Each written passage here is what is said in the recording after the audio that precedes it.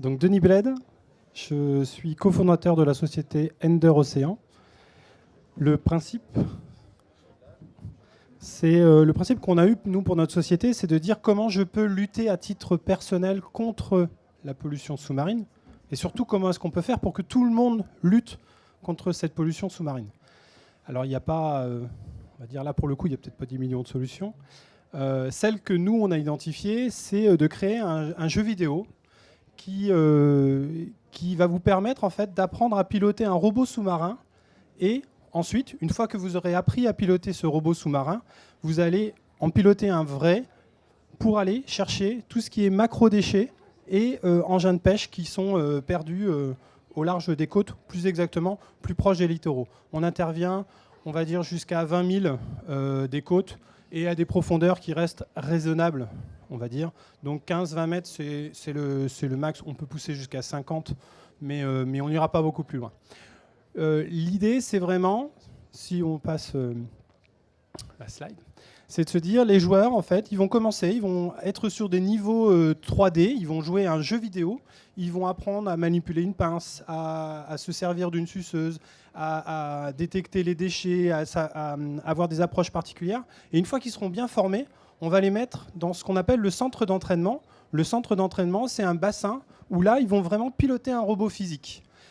Donc ils seront depuis leur salon et ils pourront piloter le robot. L'idée, c'est que dans ce centre d'entraînement, ils vont récupérer des déchets, ils vont apprendre à les déplacer. Et une fois qu'ils seront bien mûrs, on va leur apprendre à descendre avec des plongeurs. Et pour ça, on va leur faire passer une certification. L'idée, c'est qu'on ne permet pas non plus à, entre guillemets, n'importe qui d'aller jouer avec la mère nature.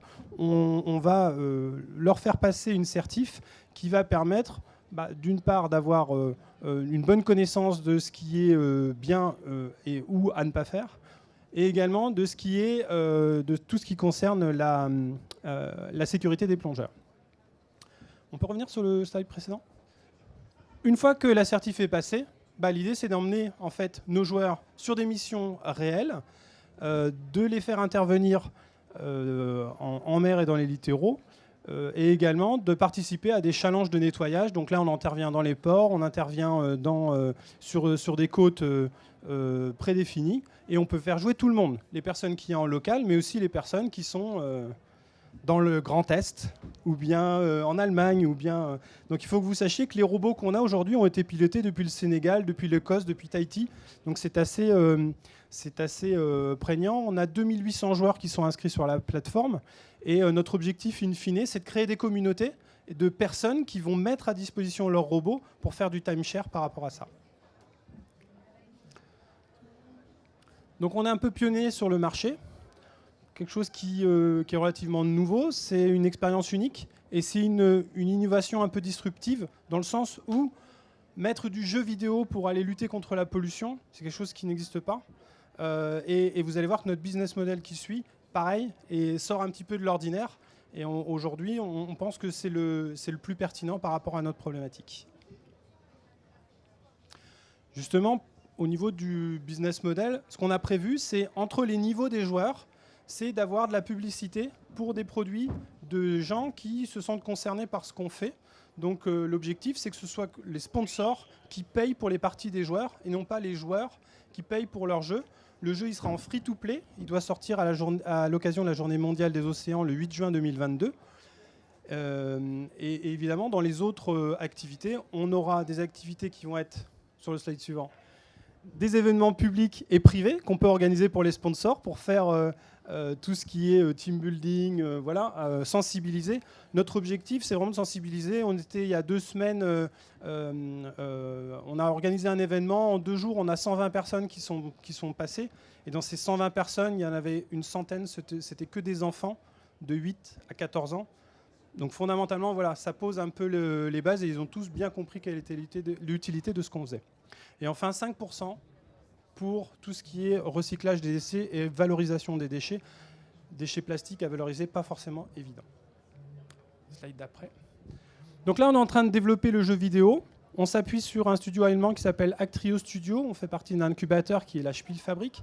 Et on va fabriquer nos propres robots. Plus exactement, on va déployer une flotte. L'objectif, c'est pas de tout réinventer, c'est de s'appuyer soit sur des robots existants en les adaptant, soit de les fabriquer par nous-mêmes. Donc, je m'appelle Sabine Meneux, je suis dirigeante d'une entreprise qui s'appelle ClickDive. On existe depuis 2016. Et on a surtout l'idée de dire que c'est bien d'agir, mais pour pouvoir agir, il faut avoir la connaissance. Donc il faut avoir de la donnée. Et pour ça, on a deux programmes forts, dont un qui est partenaire avec Platypus, justement, c'est Ocean Data. Ocean Data, c'est une application pour le monde marin sur la collecte faune, flore, patrimoine et zones de pollution pour justement communiquer. Parce qu'aujourd'hui, les sciences participatives, il en existe des milliers, des applis, plein de projets, plein de programmes, mais à chaque fois, c'est diversifié. Du coup, l'utilisateur, il va devoir télécharger l'appli sur les plantes, l'appli sur les espèces invasives, l'appli sur le poisson, l'appli sur telle espèce, etc. Et donc finalement, s'il veut participer à un programme qui est plus global, il ne pourra pas le télécharger parce qu'il n'y a plus de place dans sa mémoire de téléphone. Donc pour ça, Ocean Data existe et propose cette solution de tout regrouper sous un format de journal de bord. Donc j'observe en tant que pêcheur, en tant qu'apnéiste, parce que forcément, il faut oublier personne dans la boucle. On doit tous agir pour cet environnement qu'on aime et qu'on a envie de préserver. Et donc Ocean Data va offrir cette possibilité de je suis en mer, je vais collecter la data sur la température de l'eau, sur les coordonnées GPS et forcément d'écrire ce que j'ai vu, ce que j'ai identifié comme espèce ou si j'ai vu un filet fantôme qui est en train de dériver en surface. Et ces données, on ne va pas que les garder pour nous, on est intégré dans des programmes, dont Platypus, où justement on va valoriser ces données pour aider des projets scientifiques ou des programmes à l'échelle régionale, nationale ou mondiale sur comment on peut mettre en place des mesures de gestion. Ça, c'est Ocean Data. Ocean Data, aujourd'hui, existe. Vous pouvez la télécharger, c'est gratuit, parce qu'on n'a aucun intérêt à se faire de l'argent dessus auprès du grand public. Et puis, c'est traduit en anglais, parce que là, nous, on considère que la pollution et les espèces marines n'ont pas de frontières, nous non plus. On parle souvent des filets fantômes, donc les filets perdus. On sort des chiffres, mais on ne sait pas d'où viennent ces chiffres. Les protocoles, ils ne sont pas visibles, donc on ne sait pas sur quelle base. Et surtout, on ne connaît pas la production annuelle de filets de pêche dans le monde, puisque c'est fabriqué en Indonésie et au Japon. Et ça vient en France. À savoir que la dernière usine de fabrication de filets de pêche, de chanvre, de lin et de coton était à Sète, donc pas très loin d'ici. C'était des femmes qui tissaient, et ça a fermé il y a 50 ans. Aujourd'hui, les filets, c'est du plastique. Le plastique a remplacé tout le matériel de pêche. Enfin, c'est devenu la matière première dans tout, que ce soit les filets, les nasses, les pots à poulpe, les palanques, je pourrais vous en donner une pétard de liste. Mais tout le monde parle de ces filets fantômes, mais personne ne s'intéresse aux filets de pêche usagés. Parce que finalement, la pêche, c'est un peu comme l'agriculture, c'est tabou. Et forcément, les pêcheurs, en fait, ce sont des consommateurs, ce sont des producteurs de déchets. Donc, quand un pêcheur va jeter 10 km par an de filets, ça peut représenter quand même 150, 200, 300 kilos par an juste pour un pêcheur. Et aujourd'hui, les seuls exutoires qui existaient, c'était l'enfouissement ou l'incinération ou l'abandon sur le port ou des fois, si c'était cramé derrière un parking à aveuglette. Ce plastique, en fait, il est valorisable s'il est collecté correctement, s'il est traité correctement, et on peut en faire quelque chose. Et donc, ça fait 6 ans qu'avec un partenaire qui est basé à Brest, on est les seuls en France à proposer une filière d'économie circulaire et d'économie de la fonctionnalité, parce qu'on optimise tous les moyens, que ce soit de transport avec des gros collecteurs, parce qu'il faut oublier personne dans la boucle. Et ils sont capables, en fait, de régénérer les filets en granulés et fournir forcément des nouvelles matières à des plasturgistes, à des marques. Et sur moi, je porte un objet qui est fait en filet de pêche. Ma monture de lunettes est faite en France avec Acuitis, qui est une marque d'optique, et Armor Lux, qui est une marque bretonne. Donc j'espère qu'un jour, on aura aussi une marque marseillaise qui se lancera. La couleur de mes lunettes, c'est la couleur du filet. Il n'y a pas de colorant rajouté. Donc oui, les pêcheurs pêchent avec des filets roses parce qu'on leur a dit que c'était plus pêchant qu'un filet blanc. Aujourd'hui, on a ce problème, c'est qu'il faut trier la matière. Et pour ça, on s'aide avec des chantiers en réinsertion, on met en place les filières. Et là, cette année, en fait, en 2021, la région Occitanie est la première de France, surtout en Méditerranée, à avoir sa filière qui intègre chantier en réinsertion, scientifique, communauté de communes, collectivité, métropole et région, parce qu'on est tous concernés par cette problématique-là. Et on doit tous agir pour recycler les filets. Donc, je m'appelle Damien, je suis responsable chez Nautilus+. Nautilus+, c'est une start-up marseillaise et lyonnaise qui a maintenant 40 personnes dans son équipe, vraiment dédiée à l'innovation. Et donc, je vais vous parler aujourd'hui de comment protéger nos océans et nos mers avec des drones sous-marins, même si ça a déjà été un peu abordé. Donc, comme on le sait, 70% de la planète est recouverte d'eau. Ça absorbe énormément nos émissions de gaz à effet de serre. C'est aussi un énorme vivier à espèces et à biodiversité, avec plus de 200 000 espèces recensées, donc évidemment bien plus qui restent à découvrir. Et 80% de ces espaces-là sont encore inexplorés. Et donc, ce sont des espaces qui sont évidemment menacés par réchauffement climatique, acidification, pollution des océans, destruction des habitats, surpêche. Et donc, nous, ce qu'on pousse chez Nautilo et notre conviction, c'est qu'en démocratisant la donnée sous-marine, on va réussir à sensibiliser et à vraiment lutter contre les menaces qui pèsent sur ces environnements. Et comment on fait ça? Donc, eh bien, on a développé un drone sous-marin. Donc, il y a 3 ans, ça a été lancé, issu de 3 ans de recherche et développement avec des investisseurs publics et privés qui tournent vraiment autour de la technologie acoustique, de la vision par ordinateur et de l'intelligence artificielle. Donc, le premier drone qu'on a sorti, c'est le iBubble, qui est un drone dédié au grand public, donc aux plongeurs et également aux chercheurs et aux centres de plongée, à tous les passionnés finalement de la mer. Et donc c'est un drone qui va suivre les plongeurs de manière tout à fait autonome. Le plongeur a un petit boîtier sur lui qui émet un signal acoustique et le drone va réussir à entendre son plongeur et à le suivre du regard. Donc ça, ce que ça permet de faire, c'est finalement d'avoir un caméraman sous-marin qui va prendre de la vidéo, qui va prendre aussi toutes sortes de données pour les scientifiques, de la donnée physico-chimique. Et donc de cette information-là, l'idée c'est vraiment d'aller sensibiliser les enfants dans les écoles. On fait énormément d'actions à l'échelle locale là-dessus, de travailler avec des chercheurs, notamment l'IFREMER, sur des missions en Méditerranée, beaucoup en ce moment. Et donc de participer à ce que chacun et chacune connaissent cet environnement-là et veuillent le défendre en voyant l'impact direct qu'il a lorsqu'il y a un déchet qui part à la mer ou tout simplement en voyant ce qu'il a envie de protéger pour vraiment mobiliser tout le monde autour de ça. Et également, ce dont on s'est rendu compte, c'est que on voulait s'impliquer sur l'accompagnement concret des entreprises qui fonctionnent autour de l'économie bleue dans leur transition vers des modes de production ou d'opération qui soient plus propres. Donc ça passe par quoi? Ça passe par accompagner donc, une économie bleue durable. C'est basé sur 5 des grands objectifs de développement durable de l'ONU. Et donc les marchés qu'on traite aujourd'hui, c'est le transport maritime vert.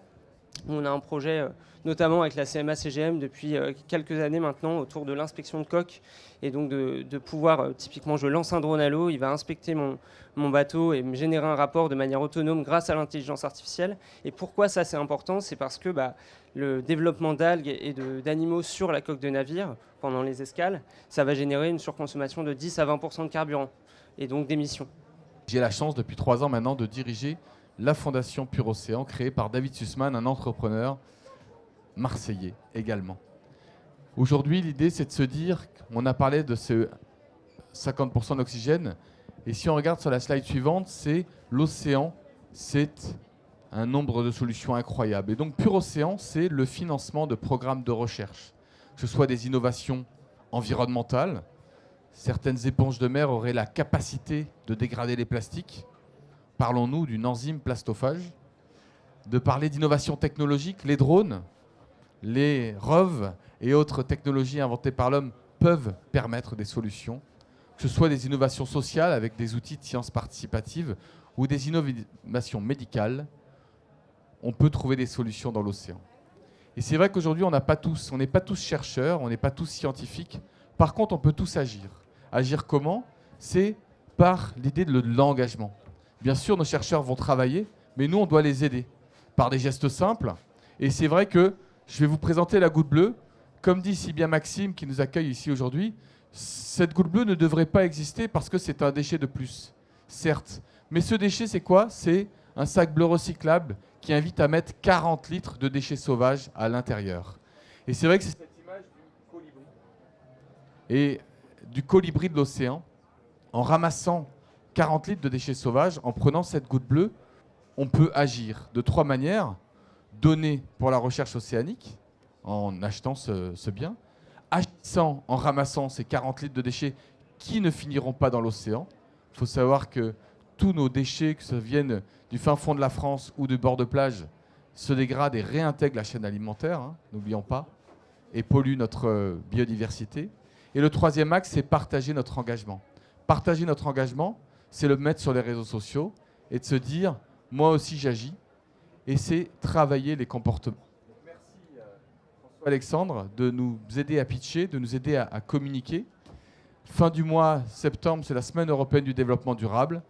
100% des entreprises du top 20, c'est les entreprises des grandes entreprises du territoire, vont se mobiliser elles aussi et vont impliquer leurs équipes. Plus de 5000 personnes sont attendues pour des grands ramassages individuels. Le meilleur déchet que l'on a, c'est celui qu'on ne produit pas. On compte sur chacun, industriel, économiste, individu, pour limiter nos déchets dans la nature. Merci à tous. Donc Eric Dupont, cofondateur de Ecopol.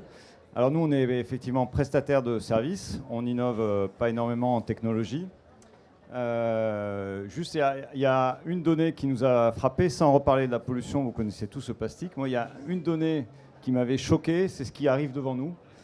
Ce qui arrive devant nous, c'est on cherche des solutions systémiques et pas des solutions sporadiques et locales. Eh bien, en fait, malgré tous les engagements politiques que l'Europe ou que les nations ou les États, en tout cas en Europe, peuvent prendre, on n'aura que 7% d'amélioration de plastique dans l'océan jusqu'en 2040, avec les engagements actuels. 7%.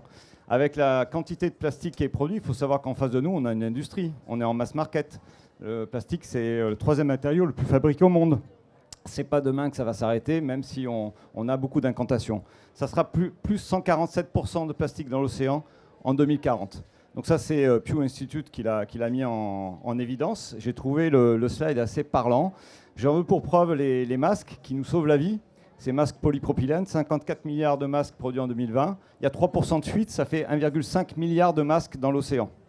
1,5 milliard de masques, non pas dans l'océan, mais dans l'environnement. Donc, quand on voit cette masse de plastique, évidemment, il faut des solutions systémiques pour pouvoir lutter ça. Donc, globalement, les engagements actuels, que ce soit de nos hommes politiques, que ce soit de nos industriels, sont quand même des bonnes volontés généreuses, mais qui, évidemment, ne suffisent pas. Alors nous, de notre côté, on l'a joué effectivement Colibri. On s'est dit, faisons quelque chose, non pas dans demain ni après-demain, mais tout de suite. Donc on a choisi d'être prestataire de service avec une plateforme technologique qui est un bateau que certains connaissent. Ce bateau Efinor, c'est un chantier naval de Paimpol qui initialement avait conçu ce bateau pour faire de la dépollution hydrocarbures. Et puis finalement, on l'a amélioré pour faire de la dépollution plastique, microplastique et d'autres choses. Voilà un petit peu ce qu'on peut faire.